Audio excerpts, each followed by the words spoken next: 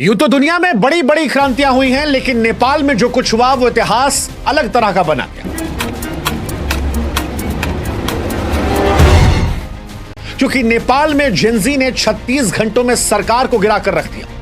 वो जो शेर है ना कि जिस ओर जवानी चलती है उस ओर जमाना चलता है, वो नेपाल में दिखाई पड़ा।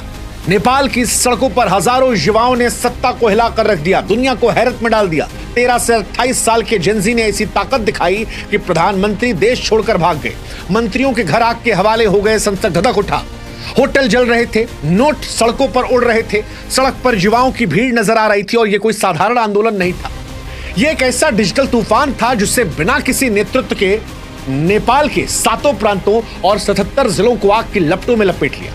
लेकिन सवाल यह है कि क्या इस आंदोलन ने नेपाल को अनाथ भी कर दिया? सवाल यह भी कि नेपाल अब किसका है, क्योंकि 17 सालों में 15 बार प्रधानमंत्री बदलने वाला नेपाल आज अनाथ खड़ा है। अनाथ क्यों कह रहे हैं? क्योंकि एक देश को चलाने के लिए 2 तरीके होते हैं, या तो लोकतंत्र का या राजशाही का। लेकिन आज नेपाल में ना लोकतंत्र की पूरी साख बची है, ना राजशाही का कोई नाम लेवा। सवाल यह है कि नेपाल किसका है? कौन चुनेगा नेपाल की अगली सरकार? क्या वो नेपाल की जनता होगी जो अपने नए सियासतदानों को चुनेगी? क्या वो अमेरिका, चीन जैसे बाहरी ताकत होंगे जो नेपाल में कुर्सी पर कौन बैठेगा, नेपाल कौन चलाएगा, उसको तय करेंगे?